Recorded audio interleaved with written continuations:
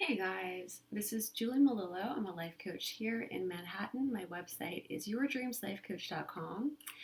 Today I want to talk about why people mistype themselves as far as personality types. This is something that is so frustrating to me, and I'm sure it's probably frustrating some of you guys as well if you know a lot about personality types, whether it's Myers Briggs or Socionics. There are just so many people out there that can't figure out their own type, and they think that they're this one type and they so aren't that type at all. So I want to talk about why this happens, and if this is you and you think maybe you're mistyped, some ways that you can figure it out. So my first point is that most people are not self-aware. There was a study done that showed that about 95% of people are not self-aware. And I have another video on that actually. Um, so if you're not self-aware, how are you going to figure out your type, right? Because as we know, most of the tests rely on self-awareness to be able to type yourself.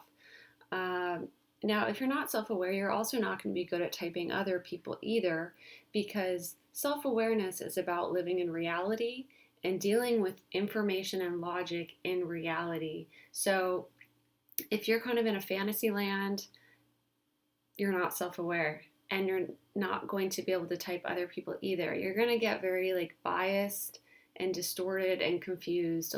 You might want someone to be a certain type, or you might think a certain type is good and a certain type is bad, and then that will just sort of distort everything. So that's one reason, is people aren't self-aware. Another reason is that people can get the wrong idea that some types are good and some types are bad. And this is completely not true. There is no perfect type. Every type is hated by somebody and loved by somebody else. That's just how it works, because it's compatibility. So um, oftentimes, these people that are not self-aware, they'll read something on the internet or see people talking about it, and this particular group of people, maybe they really like ENFPs or INFJs or INTJs or whatever. So this person who's not self-aware, which is 95% of people, will then say to themselves oh, I must be that type because everyone likes that type, or everyone thinks that this type is smart. So I must be that type because I'm smart. Um, and the silly thing is that if you know anything about personality types, you can kind of see very quickly that whoa, that person is not they're not at all that type. And it's not to say that every type has to act stereotypically in a certain way all the time, but there are certain ways of thinking, because that's the whole theory. The whole theory is the way that you're thinking. And so if someone isn't thinking in that way, if their brain isn't processing information in these steps, they're just not that type. If they don't have those strengths, they're not that type. And of course, we all use all the strengths, but that doesn't mean that you're strong in that area. So that's one reason, is people get this false idea that there's oh, there's a good type and there's a bad type, and so I want to be the good type, and it just doesn't work that way. So, I mean, you see so many people online that think that they're ENFPs that aren't. I think that's probably the most common mistype out there. And I don't even understand why everyone wants to be an ENFP, because as an ENFP, there are good and bad things about being an ENFP. I don't think it's particularly easy to be an ENFP. I mean, I don't think there's any one type that it's easy to be, but every type has their struggles, right? But I definitely don't think ENFPs have it easy necessarily, because we are kind of out there thinkers, and so we can struggle to fit ourselves into the confines of society. It's not always easy for us. But I think that because so many ENFPs are interested in personality types, there tend to be more in these groups, and then other people will see that, and they'll see all these ENFPs talking and then think, oh, it sounds like these people like ENFPs, so I must be an ENFP too because I want to be liked.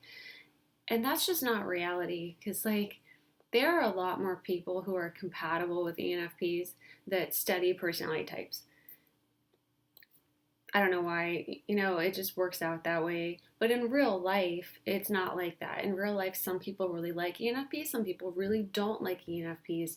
So if you think that you're an ENFP just because you think it's like a popular type, remember it's not always a popular type depending on like what circle of people you're around. So there are definitely not good and bad types. The other thing is sometimes people can like discount their own strengths because you think, oh, this is easy, everybody can do this. This is easy for me, so it must be easy for everybody. You have to remember it's not easy for everybody. Those strengths are very, very hard for all of the other types that don't have those as a strength. So, um, you know, do try to value what your actual strengths are and don't just discount them as like, oh, anyone could do that. So that's often what happens too. Someone thinks to themselves like, oh, my own strengths, who cares? Those are boring. Oh, this other person's strengths, wow, they're amazing. And people will idealize other people's strengths and want to have them. So then, especially in socionics, if you know your the strengths that your compatible types have, like your activity partner, your dual, those strengths that you want to be better at, people will sometimes lie to themselves and think, oh, I have those strengths, even though they really don't. Um, Now, of course, you can develop any strength you want, but it's just never going to naturally be your strength. So I started thinking about this because when I went out last night, I was talking to somebody who was like such a clear ESTP, like just such a clear example. All the functions were like so obviously there. And this ESTP thought that they were an ENFJ, which was like so crazy because it was like not even close. Now, sometimes, as I'm sure you guys have seen, it's easy to confuse like PNJ and things like that. Like, it's pretty common that people get one letter off the first time that they type themselves. Like I did. I thought I was an INFP for a week until I realized, like, no, I'm definitely not an INFP. But when it's so far off, it's not just one letter off, it's like the whole thing is just totally different. That's when you get into the territory of just idealizing your compatible types. So it makes sense, socionics wise, this ESTP, they want more extroverted feeling, they want more introverted intuition, which is what ENFJs have. And so they just decide, like, oh, I must be that because I want to be more like that. And the other like sad thing to me about that is this ESTP was not valuing what their strengths were. So I said to this ESTP, like, you kind of seem like you were good at XYZ. And I listed a bunch of ESTP strengths. And they were like, yeah, oh my God, yeah, that's exactly what it is. But then they're like, but I'm an ENFJ though. And I'm just like, okay, I'm not going to try to convince this person because obviously they want to believe for some reason that they're an ENFJ, so that's fine. Um, but it's not true, so it's a little silly because then this person is going to be like possibly making decisions off of that wrong information. Because a lot of people will look at their type and then look at lists of like, careers that are popular with that type, and like that can really lead you astray if you end up actually making different decisions based on false information. That's like not such a good thing to be doing. Um, Another thing that can happen too is people confuse like their actual personality for their personality type because they're not the same, right? You have so many other aspects to your personality.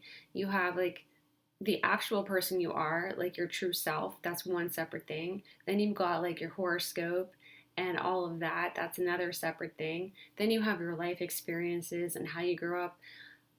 None of that changes what type you are, though, but it can make you come across differently. And as I've mentioned before, people can have all kinds of different personality disorders, narcissism, sociopaths, all these different things make people come across a bit differently. Also, sometimes for women who are thinkers, they can try harder to come across as like a feeler, even though they're not, just because of society. So, like this ESTP, I kind of felt like that was happening. Like there's some feeling of like wanting to seem more like a feeler. Um, And the same thing can happen to guys that are feelers. Sometimes they can really, really try to come across like a thinker, even though they're not.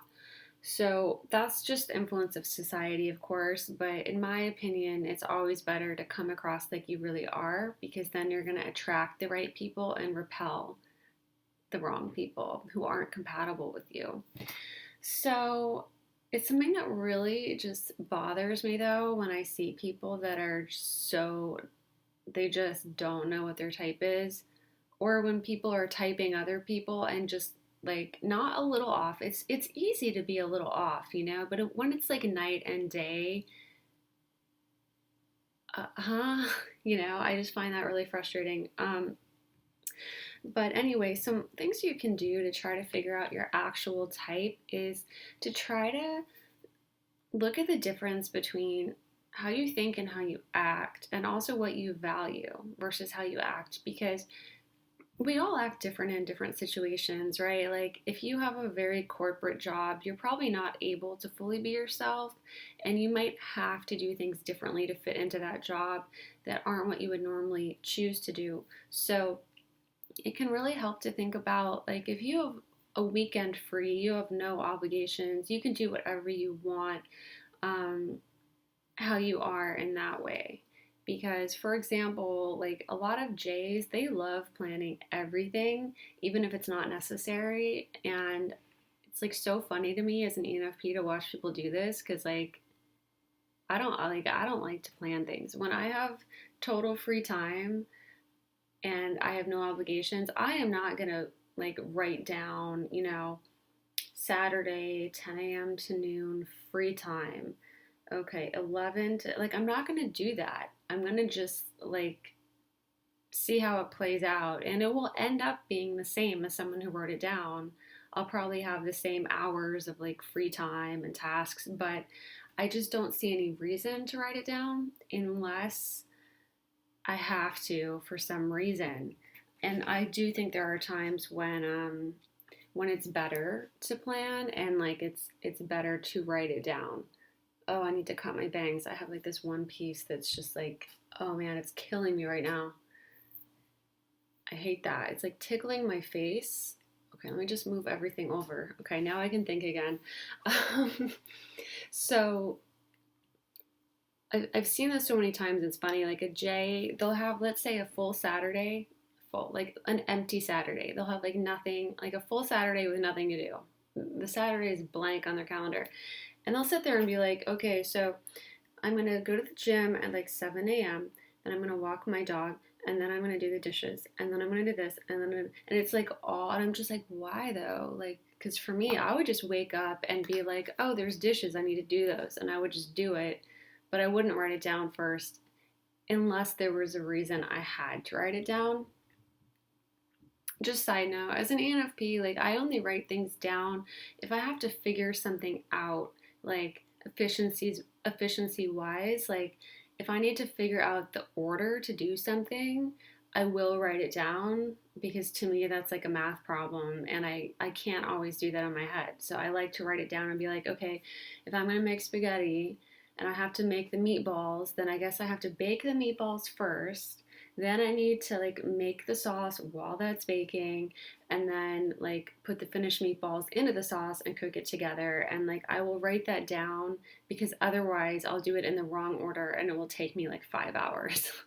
So that's the only reason that I write things down, but I'm probably not gonna like put that in my calendar that I'm gonna make that day. So anyway, when left to your own devices, it's kind of like how you structure things, how you think, how you make decisions, and where you live. That's how I think of it. Do you live in the moment, or do you live in ideas? It's kind of like your home base, and it's not that you can't leave home and go somewhere else, but you always go back to your home base. That's like your comfort zone. So idea people, we're always kind of in our ideas, and present moment people are always kind of in the present moment, unless something happens that makes you shift out of that. But then that's of course effort. It's effort, it's mental effort. Like it's actual like exercise for your brain to have to do it differently. So when I have to like think of something that is a five senses thing, it does take me a little bit extra mental effort. Like I have to look around and be like, okay, what is messy? I need to actually look for like what's out of place, and then I need to move those things. Like I have to take an extra step to think that through, because left to my own devices, I'll just never think of that. And I'll just think of ideas instead, and then things will pile up. Um, so anyway, I think that's some reasons that people mistype themselves, and it's important to understand that like whatever your type is, it's a good type and it's the best possible type that you could have. And your best match, like in socionics, it's called your dual. That's the theory that I really believe in the most. I think it's the most in-depth and the most accurate because it's based on how you think, not just how you act, which can really throw people off. That best type for you sees you as perfect and they idealize you. And it's not that you are perfect. It's not that you'll never argue or whatever, but like the strengths that you naturally have are the strengths that they really want. So you are the best type to your best type. And to your worst type, you're the worst type. And everyone has both of those. Everyone has a best type and a worst type match. So there is no good type. There is no bad type. And I think some of it is just that certain types are more interested in personality theory, so you see them more. And then other types are less interested, and you don't see as many of them like represented online or in groups or whatever talking about it. But it doesn't mean that those types aren't just as good and just as interesting and just as valued by their valued by their best type matches. So like in my opinion, over the years, what I think the types that are the least interested, and it's not that there are no people interested, but it's very few. Most of those types are like ESFP. I don't know why. For some reason, they just don't see the application. Usually, ESFPs think like, I don't want to put people in boxes. I don't want to be in a box. And like, if I meet someone, I'll know if I like them or not. So why would I need to know this? And it's not every ESFP. I've also known ESFPs that love theories and use lots of theories, even though they're an S, they're not an N, but they see the application and they want to know all about it. There definitely are ESFPs like that. But just by and large, I've known a lot of ESFPs that don't see the point, and that can also be the case for ISFPs because it's the same kind of thing. It's like they're both really social types and they're good at sizing up a situation. So it's kind of like, why do I need to know that? And also for ESTP and ISTP, I think those types are the least interested. Being logical and present moment, they kind of take a realistic view of things. Like, I'll just deal with it when I'm in that moment. I don't necessarily need to like have all these theories for how I'm going to solve this. I'll just see what's there and then deal with it at that point. So you don't see a ton of those types either, but you do see a lot more of the present moment S types that are feelers, because feelers are typically more interested in people's stuff, just being feelers. So present moment or not, they tend to wander into the online groups and say, hello, I'm here.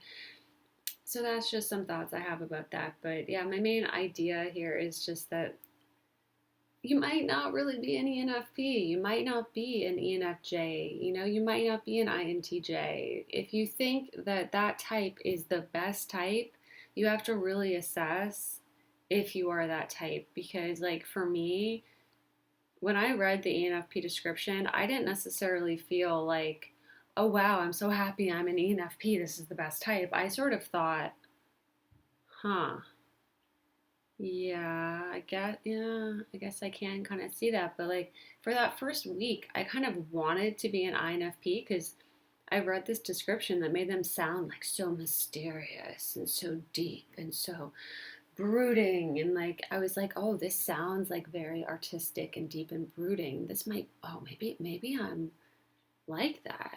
And so I thought I was like that for a week, especially because I've never been a particularly loud person and I can be quiet at times. So I thought, oh, maybe I'm an INFP.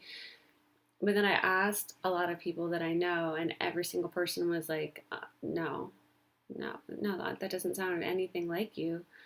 And I was really shocked because I really thought it did sound like me because I never thought of myself as being that outgoing of a person, like in my mind, I felt like I came across more like an introvert, but a lot of that was just that I was quieter when I was younger. I was like kind of shy. So, as I said, these things can complicate it. Like being shy does not make you an introvert.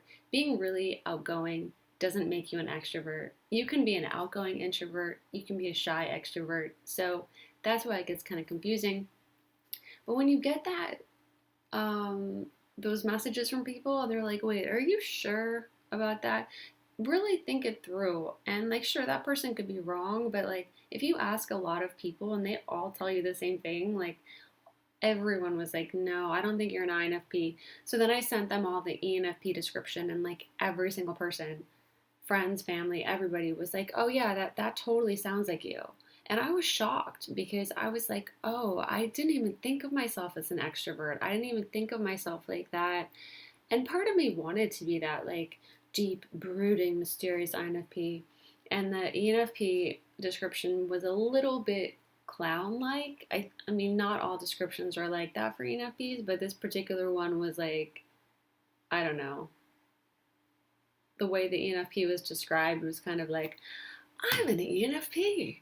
Yay. And I was just like, oh my God, I don't want to be like that. I don't want to come across like that. And I think that's kind of not true about ENFPs. We're not really clowns. We can be at times just to like make things less boring, but it's not really our natural vibe of how we are.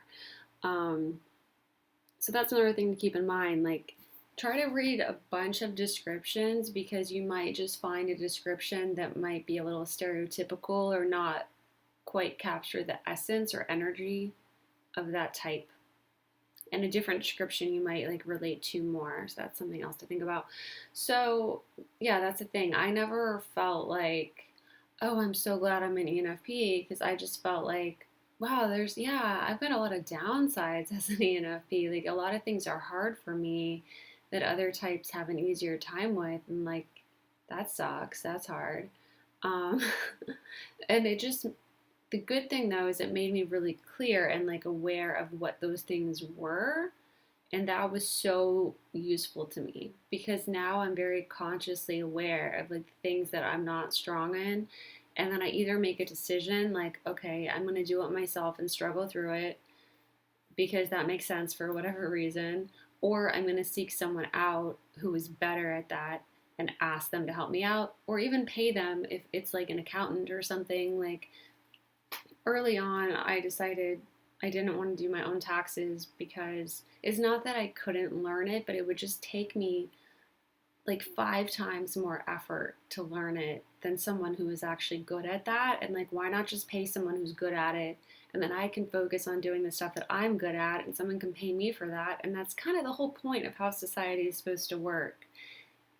Do what you're good at, and then other people will appreciate that, and they show their appreciation by paying you because they don't want to do that or they're bad at it. So anyway, I hope that gives you some tips to like kind of confirm your type, and take a step back and look at, are you really that type, or did you just read something online that someone thought that that was a cool type? Like someone was like, oh my God, I love INTJs, they're the smartest. And then you're like, oh, I must be an INTJ then because I'm so cool. But maybe you're not. Maybe you're an INTP or an ISTP, and that's fine. Any type can be cool. Any type can be charming or funny. Any type can be horrible, and boring and have bad social skills. That's all separate, like intelligence, talents, all those things are totally separate from your type. And as I said, I have some videos on like narcissism and personality disorders. Um, and that can totally make someone come across differently regardless of what their type is. So it's hard not to confuse these things, especially when you first start learning, because I know for like the first, like, I don't know, 5, 6 years that I was learning about socionics and all that, I had a smaller pool of people I had met. Like, so let's say that I had met like 6 ENFJs and they were all really annoying. and they were all like narcissists, I might think, oh, ENFJs, I don't get along with them. But it wasn't that. It was just like these particular ENFJs. And I met other ENFJs in like the next 5, 6 years of my life. And those ENFJs were amazing and weren't narcissists and were just like the sweetest people and so nice. And I got along with them just fine. And really liked them, So it's like you kind of have to separate out what is the type from what is the person, from what is the personality disorder and their horoscope, and just who they are as a person. If they're like a really nice person or a really mean, selfish, horrible person, like you have to kind of separate this out to get a good sense of what that type is about. And that's hard to do, and I think it just takes a long time to get enough like data going to where you've met like 50, 100 or more people of one type. And then you can start to kind of like have a system in your mind of like, okay, ESFPs really have this energy, this vibe about them, even though there's lots of different types of ESFPs. Um, Maybe I should do a video on ESFPs. I think Justin Bieber is an ESFP. And I actually think that Hailey Bieber's wife, I think, is his best match in Socionics, which is INTP. I totally think that. And I could be wrong, of course, but just from what I've seen. And they seem like really compatible. So they would be the best match in Socionics, in my opinion. Total tangent there. I should have probably made a separate video on that, but oh well. Anyway, guys, I hope that was helpful. If anyone's looking for life coaching, which is a totally separate issue, which is about reaching goals faster, and I do use, your own strengths in the coaching to lean everything towards your strengths because it's just more efficient to do that. You can get my rates at my website. Go to yourdreamslifecoach.com, yourdreamslifecoach.com, and then fill out the contact form, and I will email you rates. Thanks for watching, everybody, and have a great day.